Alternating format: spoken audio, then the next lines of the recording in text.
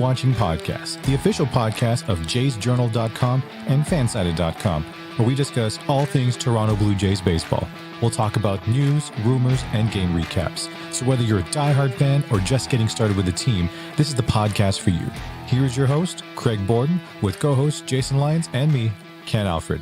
You're listening to the Jay Bird Watching Podcast.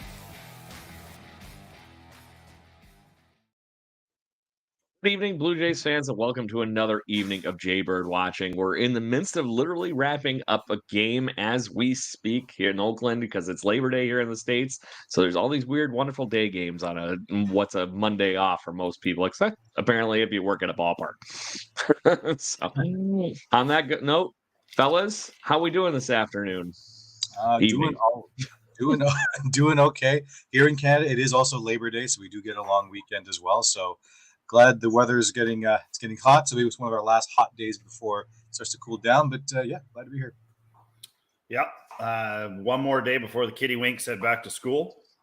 So of course you're trying to cram as much crap as you can, organize, declutter, all of that fun stuff. So it's been a weekend of that, and it's my father's 80th birthday. So we're calling it cake and steak tonight. Love it. Two of my favorites. We're crushing that tonight. Sounds like a perfect evening. Meanwhile, I've been painting all weekend, and my shoulder is already not working to begin with, but no, keep painting all weekend. That was really good for it. There you go. So on that note, guys, we were just talking that this game was getting near wrapping up, and the Blue Jays were tied 3-3, went to extra innings, and now it's 6-5. So 2-run blast for somebody on the Oakland A's. I didn't see who hit it, but then again, it's insert name here for the Oakland A's these days. So apparently it's me though, Craig. Apparently it's me who hit the home run. Yeah, so it's becoming a tight one again. So, but Romano's still on the round. He gave up the home run a minute ago, but hopefully he'll be able to lock this down and get everything going. But let's talk. The main elephant in the room this week is the fact that the Toronto Bisons are apparently the new catalyst for this Toronto Blue Jays team. And I point to a specific trio in what we've seen from Davis Schneider. Ernie Clement has also came up and done really, really well. And to a certain extent, you can even say Hyunjin Ryu was quote-unquote a Bison who's been part of this part. And then Spencer Horwitz has a ridiculous day the other day, too. So, Jason, kick us off. What are you thinking with all these kids coming up and just destroying all these pitchers? And I can't say it's because of the teams we're playing either. No, I mean, it's, I think it was fortunate that they did make those moves or some of those moves while they were in Colorado. Ball does fly a lot there. And two of those guys, like Spencer Horwitz doesn't hit a lot of home runs, but he barrels a ton of baseballs. And if you want to be in a park where a ball that gets barreled is going to get down and give you some extra sacks, then it's definitely Colorado's a great place to start. Nice to see that he was able to carry it over. I don't know if you guys saw that or not. He hit the home run that he hit is the 5th longest hit by a Jay this year. And it's in the top, it's in the top 15 for total distance of a home run hit this year by any player, which is cool. And if you watch the replay, it's just like I was talking about, like he doesn't swing all that hard. He just gets every piece of the barrel on the ball, physics wise. Properly. Yeah, he's a baseball physics dream. Not too big, fairly strong, barreled a ball, and you can do as many equations as you want. But I guess he has also hit the most home runs at under 105 exit velo. There's a cool geeky stat for anyone who's scoring at home. But I mean, what can you say? Really, what can you say? Like, it's so interesting to see these guys play so well and see guys like Belt and Springer and just all the other guys around them are being brought up by these guys. These you can't really call them kids very well, but I mean, let's call them kids for lack of a better term. I mean, it's been so refreshing and so much fun to watch. Just phenomenal. They're doing a great job in Buffalo. That's all I can say. Hey, what are you thinking? I'm thinking that, our development league is actually doing a great job, because to have not just one player start to really pick up the slack and just start to really shine like Schneider, but when you had Horwitz and everyone else kind of contributing as well, it shows that we're pulling in the players at the right possible time. right? So I think that's very important, especially since, like Bichette's still gone. I think Chapman's still down as well. And then Jansen's now gone. So, hopefully they'll be back soon, but it's nice to know that we have some good players that can kind of pick up the slack and continue our momentum that we have. Because for these next few games, we should be winning, right? I'm happy we're winning now, knock on wood, that we don't lose it.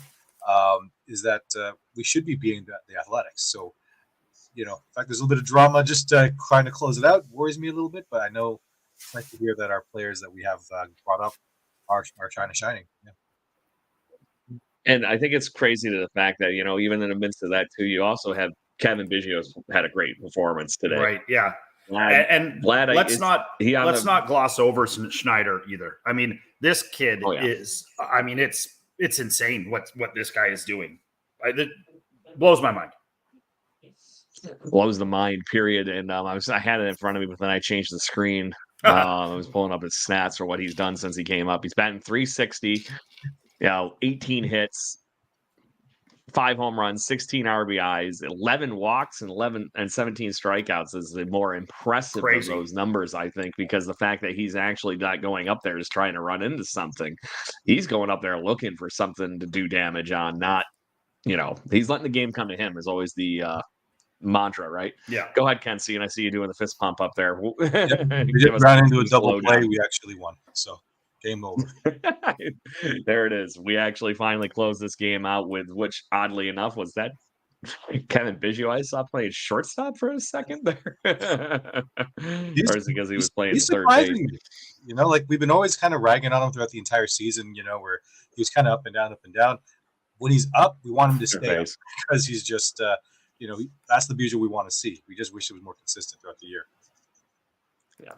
To that point, as far as it goes, I think the reason Ken on that is he came up with Bo and Vladdy, and at that time he was one of the big guys too. He was the MVP for the Fisher Cats the year they won the title, back when they were coming up through the minor leagues. So there was just as much hype on him as much as it was too. So go ahead, Jason. I was just going to say the one thing that it does help, I think, for next year is it's showing that the more Biggio plays, the better he is. So, I feel like he becomes a really, really, really tradable asset for next year and allows the Jays to really get creative with what they could potentially be looking for back from Biggio. I also feel like, it's good for him, and it's good going into a potential, this sort of playoff run we're headed, sort of teeth long into right now. You've got the confidence to know that if Biggio has to play 10 games in a row, he's going to get better every single game, as that stretch goes on. So, it's all positive. I know we kind of joked at the start of the year when he was struggling, but he's a good baseball player, and good baseball players will find their way to having good days. And so hopefully he can keep that pumping and rolling while there are the injuries we do have. Yeah. In the midst of talking Bisons call-ups doing good here and getting some of our bench players to actually perform too, I do want to make sure I give credit to where credit is due to the fact that Santiago Espinal has also been on fire over the last week. He's got 7 hits and only a double, but he's drove in 4 too. But you miss him in this lineup with Bo and everybody gone. It's good to see that he stepped up in that time as well. Yeah. To your point, they needed somebody to step up, and I think they got a collective group that stepped up this time instead of waiting for the one person to do something. And I know they've lost a few, like sort of in between, but do you guys not feel like maybe that the Jays are really starting to hit their stride at, like, this is the perfect time for them to really, and I know they struggled through this game and they struggled the other night to get a win, but I feel like, everybody's sort of pushing forwards right now. Vladdy's playing better. Espy's playing better. Jansen was playing great again until he got, the guy is just a piñata this year. Like, can't stop getting hit. And he'll come back being a freaking MVP though. Yeah, I know. That's well, he gets hit in the hand. He gets hit in the hand and then hits a 460-foot bomb into the Colorado night. Like, well, his hand's with a broken hand. nonetheless. Yeah. And so, well, you saw what he did the other day too. There was that, typical Angel Hernandez horrible strike call that was should have been a strike 3 on him. Yeah, I saw that. And then that was right after he almost took one in his ear. And I think that's why he didn't get the call, because that's just Angel Hernandezisms in a nutshell right there. And then he puts one in the left field seats. So it is what it is. Yeah. But it's been very intriguing to see what this team is doing. And Jason, I do agree that I feel like something is cooking. I just don't feel very comfortable with it yet because of what's been going on last week. Yeah, I agree with you. But I'm trying to be positive right now. So I'm happy. I'm excited. I'm just like going into extra innings against the Oakland A's right now. It's like, come on, why? Well, I think aren't the A's are super hot right now too, and I mean it's interesting because I didn't get to see the end of the. I could go look probably, but did the Mariners win? They were getting on the board up. Mariner.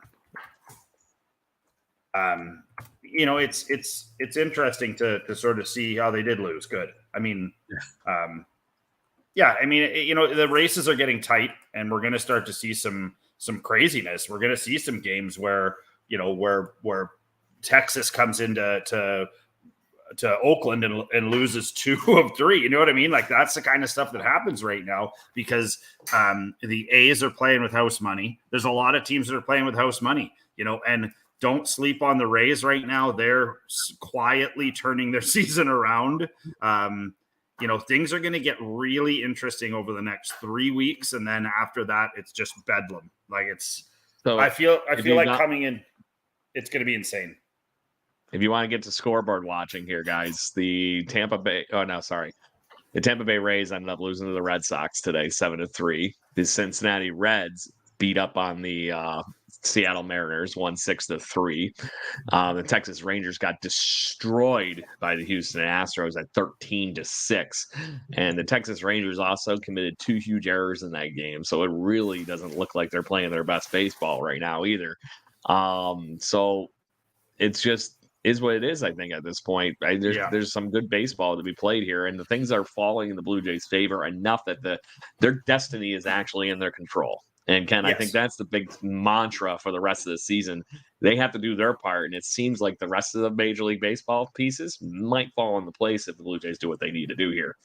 Absolutely. It's the only thing that we can control, right? We can't control how the other teams play, right? We have to focus on ourselves. As long as we're doing our part, let's make sure that the other teams don't do as well, or they don't peak, or they peak at the wrong time. So then when we actually play it in the playoffs, they've already gone past their peak, and now they're just kind of scratching and clawing again. So, like I said, we're doing it, and we're doing it without some key pieces, which is great.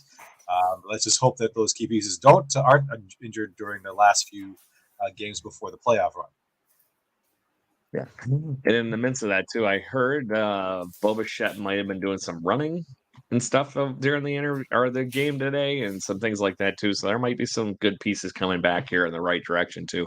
I was trying to find it really quickly here if there was anything on update news for the actual injured players, but not finding it really quickly. But to that point, guys, we got Chad Green the other night, who's been 50-50, but I'm fine with that. It's still another veteran arm in that bullpen. That's always intriguing. All the right things seem to be going into the right places at the time. And if we get Bichette and Jansen back and Matt Chapman, who is supposedly getting close to, things fall back into place. And if you got these role players like Ernie Clement and Davis Schneider and all them that are doing what they're doing, great. I'm fine with it. It's just starting to wonder who the hell's going to stay with this team. Well, but if you can, for the guys that do stay up, if you can keep them, because you have 2 extra spots on the roster for the remainder of the season, do you not? At this point, correct. I think there's 2 extras, so you keep those guys in, and I mean you can count on the fact that Schneider is a guy that you can drop in, and he's more than likely going to get you. If he's not going to get you a hit, he's almost always going to get on base. And then then you've got some very interesting choices to make, like Horowitz is making it tougher. He is a first baseman, so it is a little bit harder. If you bring him in, he has to play 1 basically. So, Vladdy has to DH that day. So there are other pieces of that puzzle that have to come in. Whereas if you're talking about Clement or you're talking about Schneider, those guys can basically slot in anywhere. You can play them in the outfield. You can play them in the infield. So they're nice for a pinch hit. They're nice for a pinch run.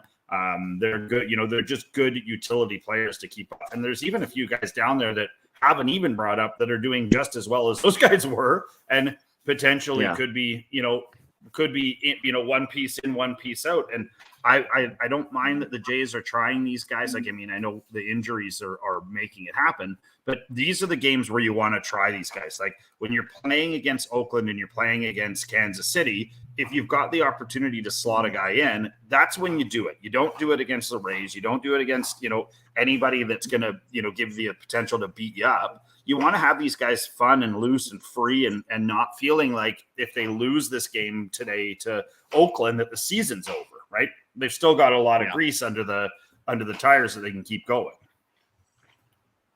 It's going to be interesting to see, like if the season ended today, right, and you needed to get a spot back for Bichette and Matt Chapman today. Mason McCoy is the first to go, but that second person right now is a complete wild card from all these names that we were just talking about. There's nothing saying it can't be Kevin Biggio. It can't be Santiago Espinal. Ernie Clement's playing too much right now. I don't know if I can take the hot hand away kind of thing. You know what I mean? There's a very interesting cocktail of what's going on there. Yeah, it's crazy, man. I think it speaks to, you see this with other teams too. And this is what we saw with Baltimore last year, is you saw these guys being brought up during the year, guys you'd never heard of. And you're like, oh my God, this guy's unbelievable. Oh my God, this guy's, and it just kept bringing out another stud out of there. And it's what formed them into the team that they are now. I mean, a couple of years ago, no one knew about any of these guys. Like it may be a handful of, one or two. But nerd. Yeah, I mean, no one knew how good Gunnar Henderson was, though. I mean, he flew under the radar for a couple of years. And then, I mean, he could be the best third baseman to ever play baseball. He's outrageously good. But this is how him and Jackson Holliday get along on that corner side of the infield over the next few years, because I think Jackson Holliday could make the freaking team next year out of spring training. It's very true. And having that good of a time. Yeah. Matt Holliday's son is insanely good. So, but guys, as we continue scoreboard watching, as of the standings currently with what I had laid out, we are literally a half a game out of a wild card spot right now, and the Texas Rangers seem to be the one that's the lame duck all of a sudden, and they are the closest to us in that striking distance piece here. And like I said, they're going to be in Toronto in the near future here, so that's going to be a very, very, very important series to start. 4 games too. Yes. A 4-gamer. And Texas might have to bring it. So I think it was next Tuesday, right? Or not? Yeah, it starts on September 11th through the 14th. Starts on the 11th through the 14th, and you've got Bassett, Ryu, Kikuchi, and Gosman throwing. I mean, that's probably how it'll line up. That's a unbelievably important series to at least get to win to. And you have to challenge. You want to be running these guys through the gauntlet. You want them pitching. Like I watched the start of that Rangers game tonight, and kind of to your point, Craig, I feel like the Rangers, when they don't have control of their own destiny, are in trouble. They seem to panic. They seem to make mistakes. Like Seager led the game off, I think, with a monster home run, and everyone's like, "Oh, here we go!" And then they lose big. And they're a good baseball team, but they've got mental holes. And if you were gonna pick on somebody and really put it on them, though, that 4 games could be, very, very, very important in watching the Rangers in the taillights, as they fall out of the division. Yeah, it'd be nice to put the nail right in the coffin, right in that series for the Texas Rangers, and then just continue to beat up on the Red Sox the following series and put that next one down too, because that's the nice thing about the schedule, the way it laid out, guys. The 2 teams that are our biggest, closest wild card competitors outside of like the Houston Astros and obviously I forget who was in first place, but the Rays, we play them too. So all these teams are going to be on our schedule over the next time, and the only series out of those competitors that's away from the Rogers Center is The 22nd through the 24th is at Tropicana Field, which does hurt a little bit. And the but Yankees. Then we have to the play Yankees right before that to too. end the season. Yeah. Correct. We end the season at home against the Rays, and I'm going to tell you right now, the Rays are going to be sitting pretty damn pretty too. How much are they going to really want to just run it out there for that series? It's kind of my guess. They're so far ahead in the wild card, they're going to get that first seed unless something really catastrophic happens over the last week here, or last few weeks here. Can we just talk about how poorly the end of this schedule is designed for a second? I've just looked ahead. I've looked ahead at it, and whoever's responsible from this for Major League Baseball needs to be fired so quickly. Like, come on. So on the 19th, they play in New York against the Yankees. They play the 20th in New York, Yankees, 21st, Yankees. 22nd in Tampa for 3. 26th at home, 3 more against the Yankees. 29th, 3 more against Tampa. Like, it seems lazy, doesn't it? Yeah, really lazy. Like they just assumed that the Yankees and the Rays would be 1 and 2, and the Jays would be 3, and that's what the battle would be right now. And it's put each other against each other. Super lazy. Yeah. Ken, looks like you have a thought. No, I was just saying boo words. That's all I can say. Yeah, that's a total boo words. How can you play like? Oh my God! It's just. I mean, I'll take the Yankees. There's a couple of things that make me really happy in my life. It is the Yankees getting torched by anybody, especially the Jays. That always brings a smile to my face. I also like watching the Calgary Flames get torched, like when they really get a big number put on them. I don't know why. I just do. It's invigorating. But I haven't acquired my hatred yet for the Tampa Rays, and so I'm going to be watching a lot of baseball. And I mean, you're like, what, Randy Arozarena? You seem like such a nice guy. Boo, like, you know what I mean? Like who's not to like? I mean, I guess you could talk about Wander Franco, but I mean, holy, did that guy disappear quick? That story's gone, and he's gone. I was actually, it's interesting. I was doing a little reading on the Pittsburgh Pirates pitcher that this happened to a couple of years ago.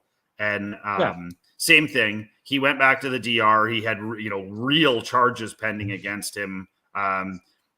He paid his way out of it and never was seen again. Like he just doesn't exist. Basically, he's somewhere, obviously. But baseball doesn't want to touch it with a 10-foot pole, and I kind of don't blame him.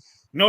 And you're not going to get on, I don't think, in any other league. And then as a total aside, I don't know if you guys watch the Savannah Bananas or keep up with the Bananas or any of the hijinks that are going on. I watch enough of the YouTube clips. Hunter Pence is basically playing for the Bananas now. He's there. I don't know if he's moved to I've seen him in like 5 games now. Johnny Damon is playing. Johnny Damon is playing like for the Savannah Bananas. Globetrotters of baseball now. Yeah. So then the clip I saw last night was the lead singer of is that the Backstreet Boys? NSYNC, Backstreet Boys, one of the two of them. He sings his own walk-up song and then goes up and hits it has his at bat. Like, I mean, it's the greatest thing. You guys, if you guys aren't out there, if you're not checking out the Savannah Bananas, there's something wrong with you, because it is the most fun. You get bonus points if you catch a ball in the outfield and you do a trick shot. You get a bonus point or an extra out or something cool like that. And there's this dude that plays short for the Bananas, and how this guy isn't playing Major League Baseball with his hands. He does he'll like catch the ball. He'll go through his legs backwards into his bare hand and throw the guy out. And you're like, wait a second, did you just do that? Like, you just do that in a game? Well, so, I mean, I know it's Harlem Globetrotter stuff, but no one paused the game for a minute so you could do that donkey stuff, and you still threw the guy out. Their center fielder does backflips when he catches the ball. It's nuts. Yeah. I love they it. ended a game like that the other night. Yeah, sidetrack. Flipped and caught the ball right before he was like mid-flip. He caught the ball. That was the other one too. If you run back to second base and pitch from second base, it counts as 2 outs if you strike the guy out. You can also there's no bunting, but you can steal first at any time. So the count can be 3-1. The pitch can be low and away, and I can take off for first base. It's so awesome. It's fun. So good. And actually, my dad's going to see him, and I wish he told me. They're going to be in Cooperstown, New York, playing at Doubleday Field here in a few weeks. So hard to get tickets. Hard to get tickets. Exactly. We tried to see them when we were in Vegas, and the guy kind of giggled when I sent a message to say, "Hey, are there any tickets?" He's like, "Yeah, this has been sold out for like 8 months." You're funny. Yeah, but it's working, and I mean, I've read some stuff where they're talking about taking this on the road, like even outside of North America. Baseball is if you guys don't know right now, baseball is exploding in the rest of the world right now. There's a professional league in the Czech Republic. It's apparently it's huge. There's baseball all over Europe, Spain, Denmark. I saw baseball in Australia when I was there. Yeah, Australia. Apparently that Australian Pro League is actually starting to churn out players now. Like a 16-year-old. It used to be the weird one, like Liam Hendricks, you would get. Yeah, right. But now you've got 16-year-olds that maybe from a really big state, like they're from Texas, and so they can't even crack the All Texas team because there's 30 million people in Texas or however many there are. But they're now going to places like Australia and Europe because they can get on these teams and they can up their performance level. They're just getting more reps, right? They're not sitting on a bench at LSU, never touching the ball. They're going and playing pro ball at 16, 17, 18 years old. They're still going to college and stuff there. But, and to think that narrow-mindedly think that you're not getting as better schooling, I would say in most cases in Europe and in Australia than in the US. I mean, I don't know what you mean. I have no idea. I am so smart. Carlin said it the best. Just saying. Just saying. George Carlin was famous for saying that they don't want any Americans to be educated. Otherwise, people like certain presidents wouldn't get elected. Yeah, true. So. Yeah, but I mean, baseball is, and I deal with this a lot. Like my boys are doing a fall ball with the North Shore Twins. Big shout out to the Twins baseball. It's awesome. It's been so much fun. These guys have pro level coaches for 12-year-old kids, and they are learning so much about how the game goes past your dad coaching you. It's insane. I feel like every single time they come off the field, they're different, better humans. And it's something that's I feel is specific to baseball. I don't know there's any other sport that sort of teaches you quickly how things are going to be if you continue on in the sport. Like, you got to put the field to bed every night. And like if there's weeds down the third base line, then you pull those before you leave the field. You leave it better than when you got there. It's a cool attitude and a cool way to teach your kids how to, sort of become better humans. Good shit. As we talk to Coach Ken for a minute. I was like, yeah. So, guys, I do want to throw it out here because as we talk here, we were just talking about what the schedule is for the Blue Jays. There's 24 games left on the schedule. Ken, your prediction was we were going to need 91 wins to get to the postseason. That's 15 more wins for where we currently sit right now out of those 24 games. Are you feeling we could pull that off? Would be the question. Well, I'm still optimistic. I'm a half glass full guy. I think it can be done. Is it going to be easy looking at the last half of the season? No, it's not going to be easy. Is it doable? Yes. I do think I think that's where I still think they need that number. They need to be around 90, 92 wins, I think, to steal that wild card spot that they're going. If Jason, you guys go, I was just taking a look at it, and if they can win 2 games basically in every 4 that are coming up, if they can play 500 baseball through the end, that would put them at 92 wins or so, and probably put them in very good stead as to do that. Now, is that possible? I say yes. I mean, you're probably going to lose a couple more to the Rays than you are anyone else. Maybe. I mean, the Rays have been super hot and cold, but, the Yankees are terrible. So you should be able to get 2 of those. This Oakland series, you should be able to get all 3. I can't see them. I mean, maybe, but you should be able to do it. They better do what they did in the 11th inning today, then, if they're going to do that, because the Oakland A's came out of nowhere today, and I think surprised them a little bit. Yeah. Come on their heels. And then, I mean, the same thing with the Royals series. Like, you've got to come out swinging. You've got to take control of that series. You've got to take the first game for sure. And then, if you can try and take 2 the whole way through, which is, that'd be a good t-shirt. But I think it's very doable. They have a tough schedule, but it's very doable to take 2 for every 4 games. Yeah. Mr. Cub said that the best, though. Let's play 2. Yeah. Let's play 2. Play 2. Makes sense. But yes, so the funny thing is you had mentioned the Oakland A's and how they've been playing lately, even though they're ironic, they are one of the only teams in Major League Baseball that's mathematically eliminated at this point already. They're Kansas City Royals being the other White Sox? Washington Nationals and the Colorado Rockies are the others. Go ahead, Ken. Not even the White Sox? I thought the White Sox would have been figured out. No, the White Sox are actually ahead of. Oh, really? Yeah. Yeah. Basically, it's going to be in the next day or so if they lose. They're, like I said, there's 20. Did I say 24 games left? Yeah. Yeah.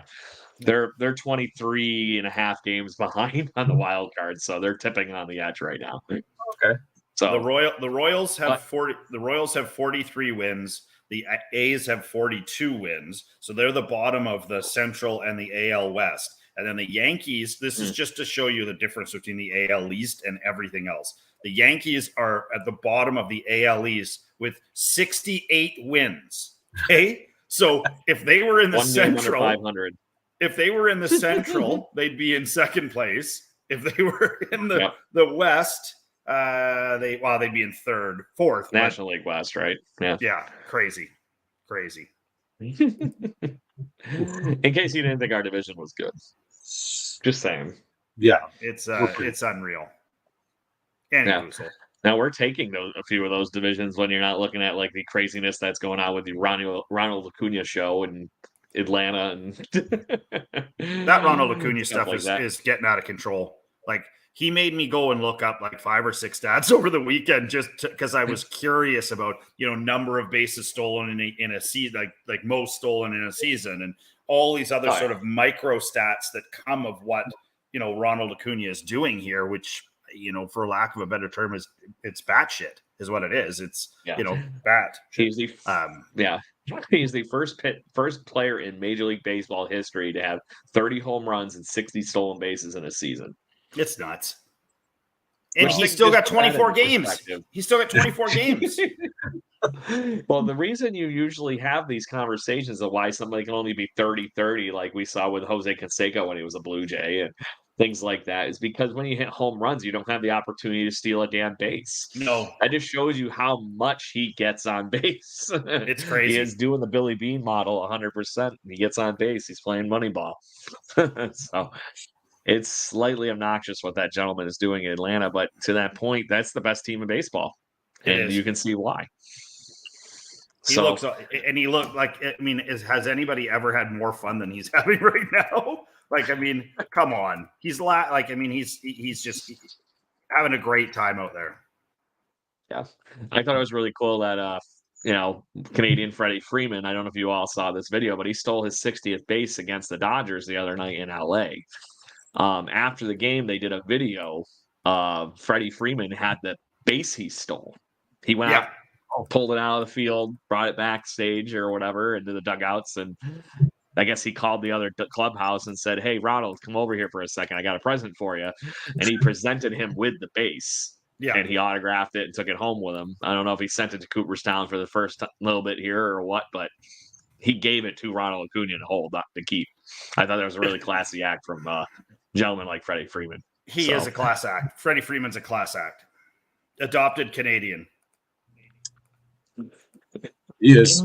So, anyways, guys, I want to talk, like I said, we have the series here coming up, and I lost it. Obviously, we're going to be playing Oakland the next few days. I want to talk to you about how you're feeling going into those last 2 games of that series, because tomorrow, if it can come up, we have Chris Bassett on the mound, and then we have Mr. Ryu on the mound. So, Ken, what do you think in the next couple of days in Blue Jay baseball? You liking the odds? Even though I like the slacking lately. Yes, I like it. I know Bassett's been playing really well. He's one of our best pitchers right now. I think based on the stats that you see, he's like the most winningest pitcher that we have. Aside from Cosman as well. Of course, Cosman's there. But I'm just thinking that, yeah, we have to really build the momentum for this one. Like, I think, if we can not have to make it, we don't want drama during these next two games. We just want to win it comfortably. Give our key players enough time just to get a little bit more rest, to get a little bit more, reps before we bring them back in when we need them. So I'm feeling pretty good so far with Oakland. So let's hope that we don't shoot ourselves in the foot. Yeah, last 7 games for Bassett, he is 3-2 with a 3.5 ERA, and that's for 7 starts. So that's pretty good. So,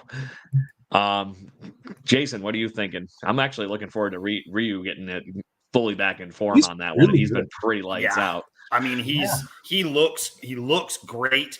Again, I think this speaks to how the Jays sort of look in general right now. He looks like he's having fun. Like he looks like he's going out there. He's throwing the ball hard. He's getting the calls that he would, in some cases he may not get a call like that, but I feel like the Jays have got it figured out a little bit.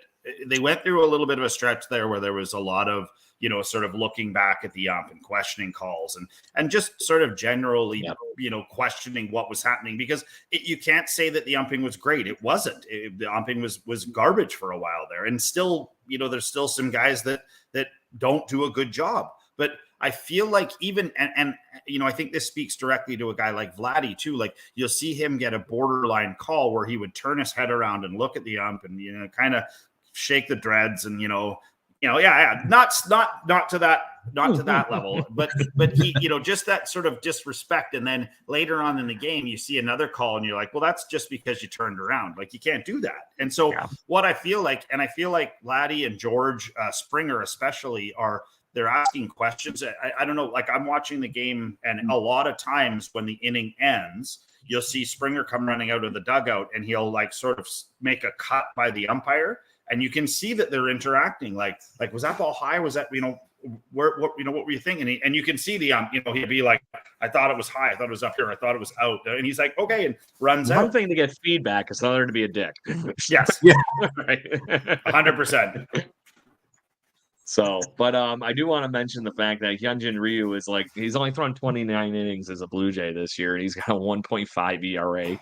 And I think the thing that's the most ridiculous thing is the fact that in those innings, he struck out nearly as many batters as he's pitched innings. Yeah. That's not typical Hyunjin Ryu. And I think he had his most recent start was his roughest. And it didn't look like the curveball was moving quite as much as it was the last few starts. So I'm looking forward to seeing what it will be like in the heat in Oakland tomorrow and on Wednesday when he's pitching. So I think he adjusted well too. Spring to it. Yeah, I think even though he was struggling a bit, I think he adjusted really well to how the ball was not moving. And I think that's been one of Ryu's strongest points since coming back. And I noticed it with Bassett the other night. He wasn't hitting his spots and he just sort of, okay, I'm going to reset where I put my foot here on the mound even, or where I'm starting my motion from. And it started to work. He was starting to get those calls. And so I feel like the Jays are playing smart baseball right now, and they're going to need it because, some of the teams they've got coming up, you're going to have to outsmart them. You're going to have to out baseball them.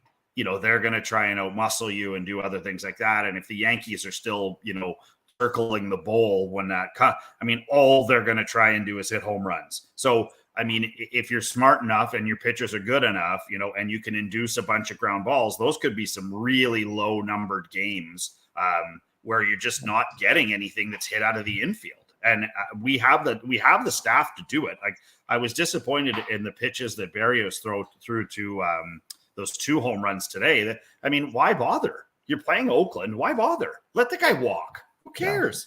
Get the next guy, or throw the pitches that you've been getting the ground balls and the strikes on. Don't try and do something that you don't need to do. And he did it twice. That second curveball. I feel like a kid from my boys' team could have hit that thing out. It's a bad pitch. That's been Berrios in the last couple. That's been Berrios the last couple starts. I think his I can't say ego, but his confidence has been riding so high all season, and you can see why. Yeah.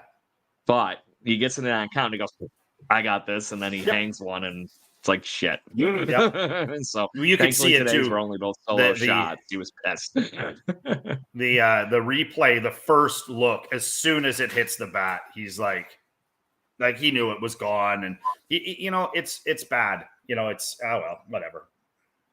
It's a game of adjustments, just like you said with Ryu, who his apparently adjusted well, seeing he's got a exactly 1.0 whip over his last 30 days here in his first month back, and I think it said he had like a 1.89 batting average against him. So it's like, okay, sign me up. That was the best for any Blue Jay pitcher over that time frame too, by the way. Yeah, and I feel like Gosman, not to go away from Ryu, but I feel like Gosman pitched well. And I feel like we're starting to see some really good things from him. Bassett's been hit or miss. I feel like he's got the potential to really shut. If he can just figure his own noodle out, I think that he can really end this season strong. And it could be a real difference maker. And I think Ryu's in exactly the same category. If he can get his off-speed stuff or his spinning stuff to start spinning right, he's almost untouchable. I mean, he doesn't have good spin right now, and he's still almost untouchable. So imagine if he got those spins going. It looks really good on the Jays for moving into that stretch run. Yeah. So let's say Matt Chapman returns in the week here, guys, which is what it's starting to sound like. Like I said, there's no official news on it or anything, but they keep having too many positive things for it not to have some, fire to that actual smoke signal going up. Obviously, he's getting back in this lineup, and hopefully he picks up where he left off, where he was actually starting to trend back toward the April-type player that he was, and starting to show at least hitting the hard line drives. You hit enough hard line drives, something good will happen. How do you think this lineup's going to look when you start getting those guys back? Because right now, this has been a kind of a weird hodgepodge of fun lately. I think they said we had the 13th or 14th different lineup for the first, in the last few months, kind of thing. Yeah. So it doesn't shock me. But what are you thinking? I think we can only get hotter if we get some of these bats back. But I mean, we should expect them. Good spot, right? Yeah, we should be expecting them to pick up where they left off. Now, with Chapman, so he's coming off the injury. I'm sorry, when did he get injured? 2 weeks ago. 2 weeks ago? Yeah. Okay. So he dropped a weight. He was in the weight room and he jammed his finger in between a weight and the rack. And he played on it. He sat out 2. He played 2. Yeah. And then they were like, I think he probably burst the finger open or ripped the finger open again. And that's why they're just like, no, we're just going to let it heal. And, he's fine. He can throw the ball. He's, I think he could be out there playing. They just want to make sure that it heals fully. Need him for the stretch. Yeah. Yeah. We need Bat Chapman. That was what they called him, the early part of the season. Chapman. So I want that guy back. Right. If you're not going to re-sign Kelly Gruber, like I suggested last week for that fan, who made that comment. I don't know him. I heard he's fashionably handsome. But aside from that, there it is. I want Bat Chapman. Handsome, he says. We need the Batman. So yeah, I mean it's. I feel like there's a lot of moving parts that are going to Bichette coming back, Chapman coming back. Those two create their own problems, and then you've got the potential of Belt coming back as well. I think he's probably only going to be out a game or two. But obviously Bo goes back to short, Chapman goes to 3. I think you probably want to keep Schneider at 2. It would be my guess. And then, then Whit plays the outfield, Varsho plays the outfield, Springer plays the outfield.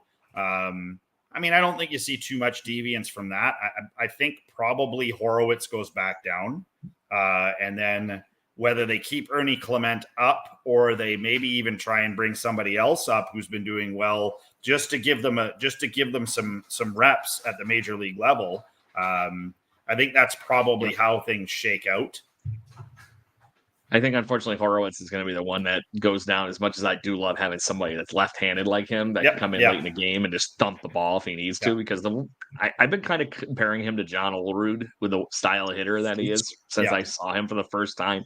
It's a lefty that just slaps the ball really damn hard, and he's going to run into enough of them that go over the fence. And just to put that out there, in the last month, he's hit 5 home runs between AAA and the Blue Jays right now. So he has found a home run stroke lately. So you got to ride that a little bit to have some fun, Yeah. So it'll be interesting. But like I said, Mason McCoy, who's scored 2 runs as a pinch runner over the last couple of days, I think is the first to go. But that next person after that, when you, like said, you get back Chapman or Bichette or the alternative there, that's going to be the interesting part here. And I'm honestly wondering, with everything going on, do they maybe take one of the pitchers and send them down?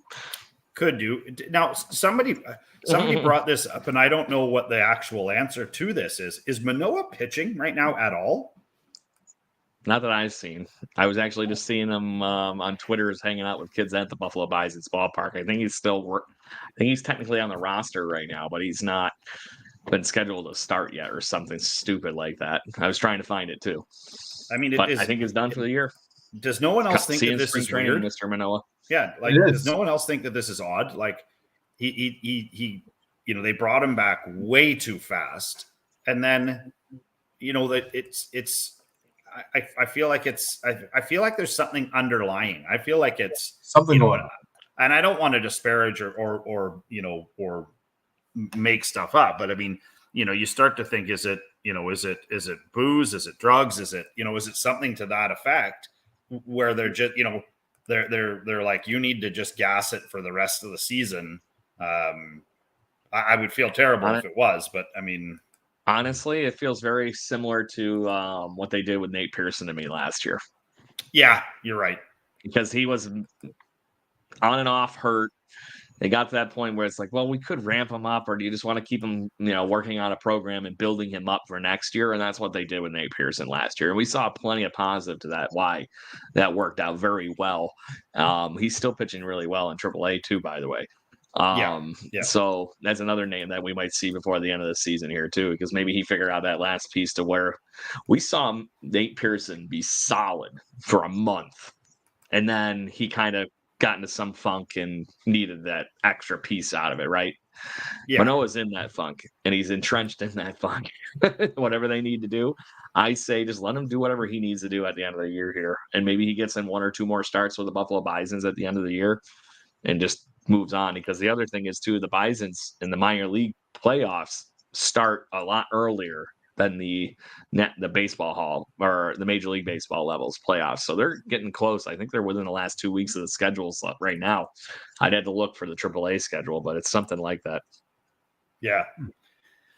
I don't know, man. I mean, I think that it's interesting because I don't look at anybody else's roster, but just from listening to some of the games, I mean, this is what every team's facing right now. Every team is not fully healthy. Every team is trying to get some guys some action at the major league level. And as the teams get worse, that's where you're seeing it. I mean, they're more than willing to sit a guy to bring a guy up if you're Kansas City. So, I mean, the one positive that you can sort of look at, especially with this KC series coming up, is who knows who's going to be playing third or who's going to be playing short or whatever. I mean, they're willing to take a chance. But again, I haven't looked at any of their rosters, but I mean, you can really have some games where you could be explosive and have some real fireworks based on the fact that you don't have a major league lineup, which is what let's also say that what the Jays have done in the last 10 days with this lineup is stupid. They should not be able to do it for a team who doesn't, like when you talk about, who's got the best farm team, who's got the best system, who's got the most studs in the Jays are hardly ever mentioned in that. We brought everybody up and they were like, okay, now there's nobody. And they're starting to figure out that there's a lot more dudes down there than maybe even Major League Baseball was giving the Jays credit for. I like that we keep getting really surprised by the level of player that's coming up. And I think it speaks to the internal organization of the Jays really doing a good job getting these guys comfortable enough that when they do get the call, it's not, they're not. It's not a Cinderella story. They act like they've been there before. They get up there and they'll go 2 for 3 and they're not dancing around on second base. They make it. They look like that was their 20th double of the season in the majors, right? Yeah. Well, let me ask you this, guys. Go ahead. Okay, so my question is, you guys were talking earlier, and aside from Schneider and the other guys are stepping up, and we're going to be getting our regulars coming back soon. But I guess hypothetically, I'm just going to throw it out there. What if Horowitz, Clement, and all these guys that we're expecting that we're glad they're filling in the holes, but what if they're Holding or Schneider where they're actually performing?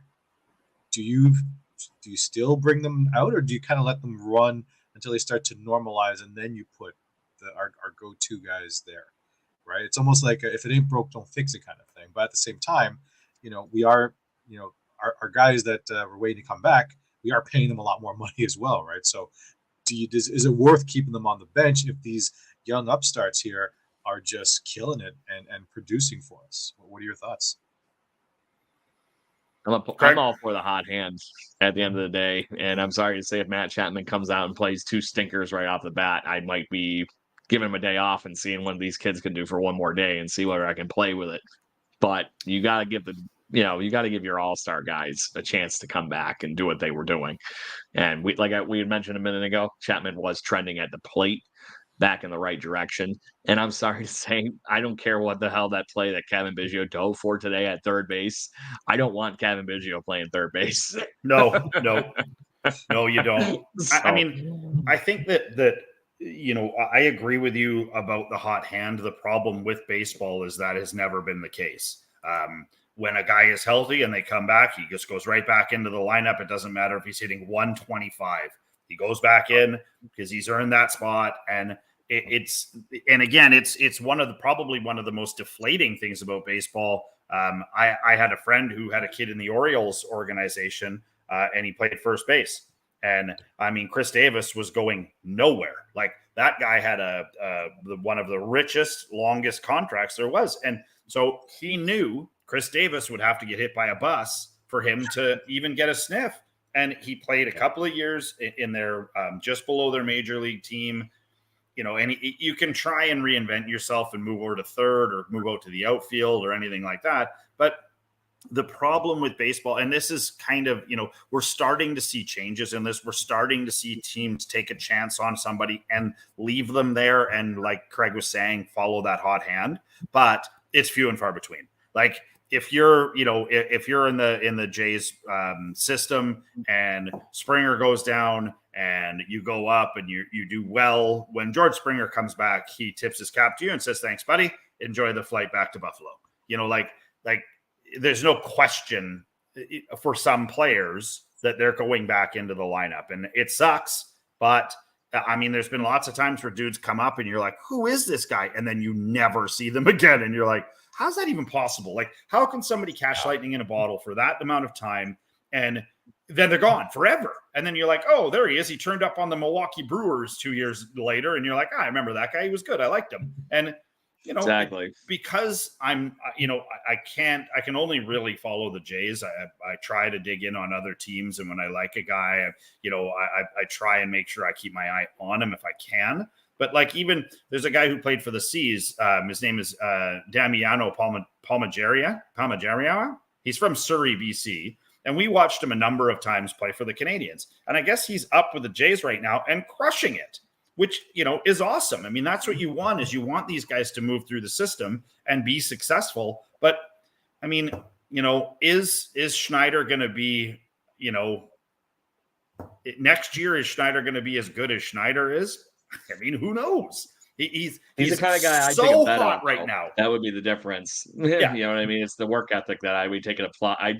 If you had to make me a bet, I wouldn't bet against Schneider at all right now. Right. So yeah. What I love about him is also his fans love wearing the mustache in the stands. Those are my favorites. Yep. So stash plays. I guess that's yeah. So I guess that's kind of to the point, guys, unless there's any topics you want to bring up before we do picks to click. As long as, did Ken win again? Oh, I wasn't here. No, was I here? I was here.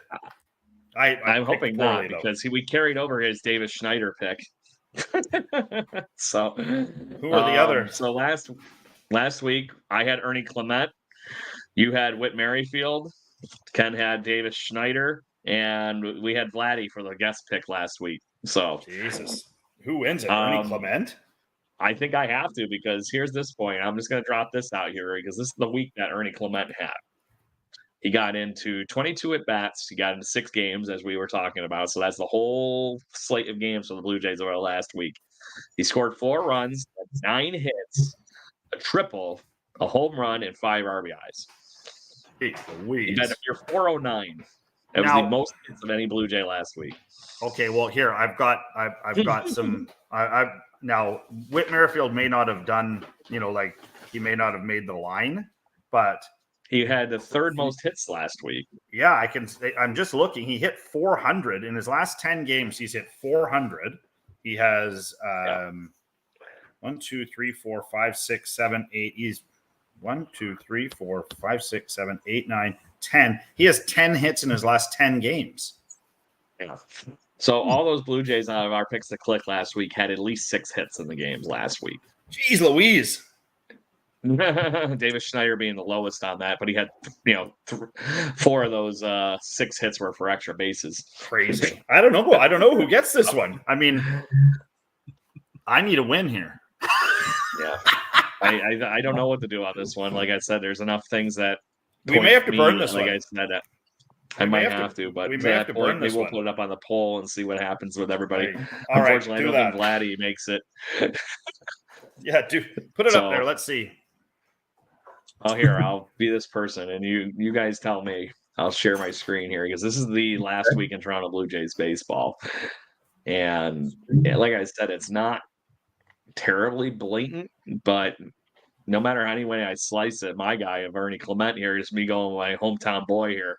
He ends up being on the top of most of the things except for the home runs. He is tied with Davis Schneider because Davis Schneider's right here. 5 RBIs.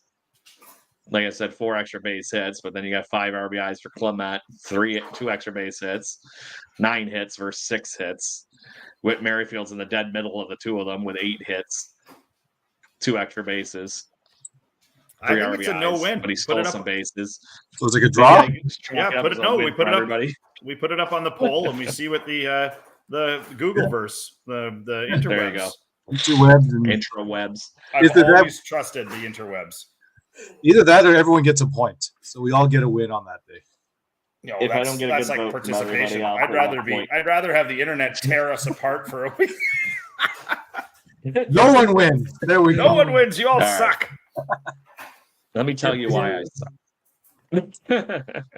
So on that note, seeing Ken wasn't here last week, I'm gonna let him pick first. Then, so Ken, what are you thinking? Ooh, okay. So I don't want to pick. Vladdy would be off the board because we don't have a guest this week. So, you know what? I'm going to pick someone that I haven't picked in a while, but I've actually been happy with the way he's been performing lately. I mean, I think he's okay, but I think we'll go with the Maple Beef this time. There it is, Mr. Kirk. Well, he's going to play. He'll play every game. Yep. Yes, because they're going to want to keep Tyler Heineman out of as many games as they possibly can. Yep. He'll definitely play one of those games with 6 games in a row the next few days, though, or a couple of them maybe, but he won't stay in the whole game probably. Mr. Lyons, what are you thinking? I'm gonna go somewhere where I feel like I haven't gone all year, maybe once all year. I am gonna take Dalton Varsho because I think Varsho is gonna have a big week. I was gonna maybe go back to backs with Witt because he's going back to KC, but I'm sticking with the Varsh. The Varsh show. Yeah, you've only picked him once, and it was like in the 7th week of the season. Yeah, and I regretted it ever since. So, being the person that I am going to ride Ernie Clement. See, I didn't technically win. I can carry him over, right? Yeah. I thought about picking Clement. I was like, no, I don't want to. I know you guys said last time because I was like, pick someone else who you haven't thought of. That, you see their last few games and that they're just going to repeat it. The following week, just try to pick someone else. So I was like, okay. I normally wouldn't do that, Ken, but right now with the way he's been playing, I can't argue with that. And he is from Rochester, New York, where I happen to be from. So I'm gonna ride the hometown hero for the time being. There you go. There you go. As long as we all win, as long as the Jays win, where I currently live and where I used to. Yeah. As long as the Jays are winning, I don't really care who all the different players individually win. I'm like, as long as the team wins, I'm happy. Yep.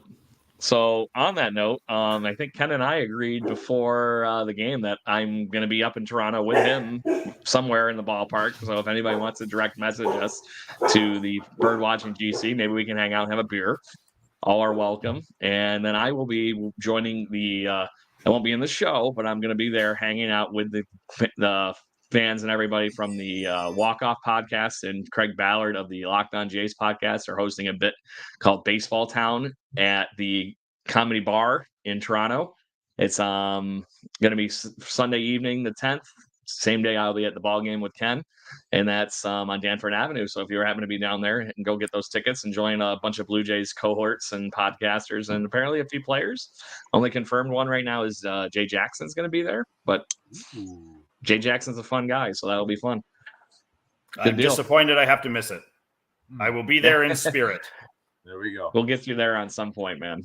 Yeah, I know. I said, as soon as you tell us when you're coming, I'll make sure I get to the ball game. Yeah, me too. I think that we're looking at a couple of different options for possibly trying to get out that way. So yeah, Ken's Stay there tuned. already, kind of, and I'm only 3.5 hours away, so it can be doable. yeah, it can be doable. You're done.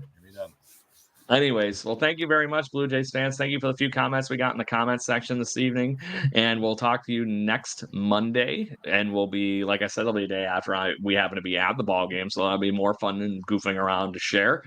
And obviously, if you miss our live shows here on YouTube or wherever you happen to be watching it from, make sure you get wherever you can listen to your podcasting pleasures from. We are Jaybird Watching, the official podcast of fanside.com, jaysjournal.com. And about that it. We'll see you next Monday. Ready? 1, 2, 3. Let's go, Blue Jays. Woo! Kelly Gruber, Mookie Wilson. Thank you for listening to the Jaybird Watching Podcast. Please follow us on Facebook, Instagram, Twitter, Twitch at BirdwatchingGC, and our YouTube channel. If you want to support the show and get extra content, please consider donating to our Patreon at patreon.com/birdwatchinggc.